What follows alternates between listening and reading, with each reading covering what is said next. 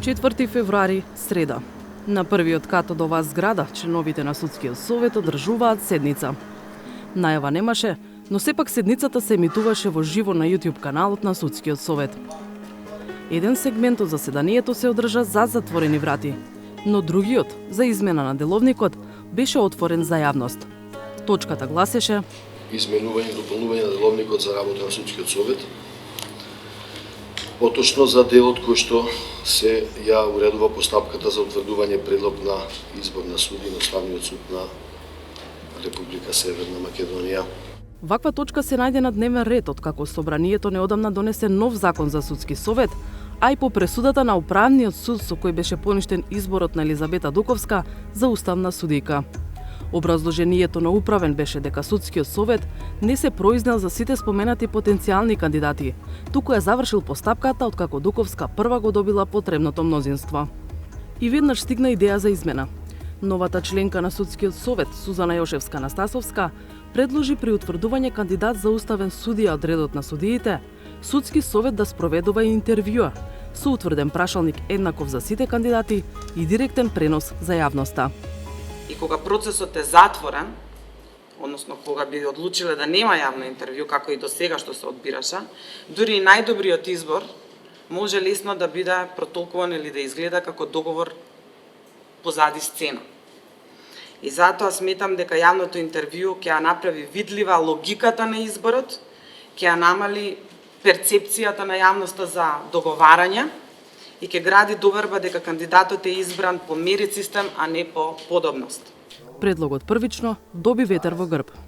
Мислам дека тоа не само што ќе ја зголеми довербата во Судскиот совет и во судството, туку ќе не доведе до утврдување на најдобриот кандидат што можеме во тој момент да го утврдиме за да биде пред наш предлог за кандидат за Уставен суд и јас го поддржувам во целост таквиот предлог. Иницијаторката за воведување интервју, Јошевска-Настасовска, неодамна беше избрана од парламентот за членка на Судски совет на предлог на председателката Гордана Силјановска-Давкова. Втората членка на советот, избрана на предлог на шефицата на државата, Арлинда Кадри Шахиновиќ, не го поддржа предлогот на Јошевска-Настасовска. Се плашам резултатот може да биде селекција на оние што најдобро зборуваат, а уствари не знаат или најдобро мислат. Се редеа и други дискусии против. Сметам дека со воведувањето на овој повисок правен стандард би се повредило начелото на еднаквост во однос на другите кандидати кои што ги избира Собранието за суди на Уставниот суд. Не дека ние не сакаме да бидеме транспарентни, задкулисани, не знам што. Не можеме надвор од законот да предвидуваме се деловни критериуми, услови дополнителни кога е тоа законска материја. Законодавецот предвиде законски услов. Тоа е 20 години основен услов. И вториот услов е по претходно утврдена оцена на нивните пукни резултати. Ние имаме материјал. Најмалку интервјуто е потребно и најмалку со едно интервју ние генерално како тело може да кажеме овој кандидат е подобар, а овој е помалку добар. Двете членки на советот, иако малцинство, продолжија да го бранат предлогот. Во случај кога кандидатите, кога ќе имаме повеќе кандидати, и тие сите ги исполнуваат законските услови, тоа се 20 години стаж и имаат некаков допринос во теоретска и правна мисла, врз основа, јас ве прашувам вас како членови, тие ќе ги исполнуваат и ќе бидат еднакви. На кој начин, ако не врз основа на слушање на нивната правна логика, би можеле ние да избираме? Според тоа, и дури да има начин, нели е подобро да ги слушнеме за да можеме да видиме, да донесеме некоја одлука на основа на мерит, на основа на правно образложение, после да си помогнеме сами на себе кога ги образложуваме одлуките за и против. Колегите кои што доаѓаат од другата бранша не ги познаваат сите суди. Ни јас не ги познавам сите суди. Не ги познавам лично. Друго е кога ќе го видам тука судијата. Без малку еден час, репликите на истите членови станаа повторувачки. Никој друг не се јави за збор, па председателот на Советот предложи да се премине на гласање за измена на деловникот.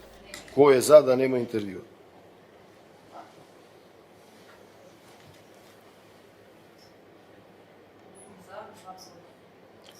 Констатирам дека со 8 гласа за е донесен измената на деловникот. Со оглед на тоа што председателот на Судскиот совет не зема збор за време на дискусијата, се обидовме да дознаеме зошто е против јавно интервју. Не чувме ваш став, зашто сте против или за? Зошто не?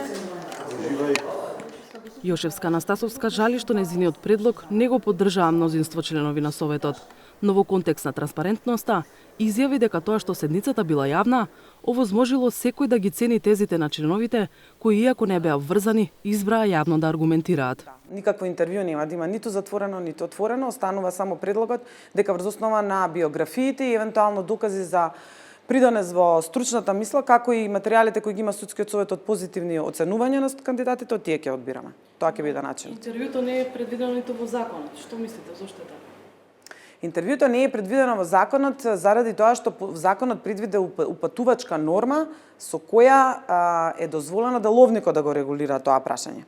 Јас не знам комисијата зошто не го предвидела во законот за да немаме сега евентуално такви загрижености и прашања, тоа најубаво е да ја прашате комисијата, но сметам дека треба да се држиме до мислењето од Венецијанската комисија која што смета дека не треба законите да се пребирократизираат или overregulating, што се вика, значи дека некои работи кои што се однесуваат на постапки и детали од постапката треба да се уредуваат со подзаконски акти и од тука сметам дека не излегуваме надвор од законот. Според Уставот, Судскиот совет номинира 20 кандидати за уставни судии до собранието кое ги избира. Како ќе ги утврди кандидатите се определува со деловникот за работа, пропишува Законот за Судски совет. Со оглед на тоа што немаше расположение за прифаќање на предлогот, номинирањето на 20 кандидати за уставни судии преку Судски совет ќе продолжи без интервјуа, па сликата за нивниот капацитет и стручност ќе може да се оформи преку јавните седници откако ќе станат уставни судии, што може да биде доцна.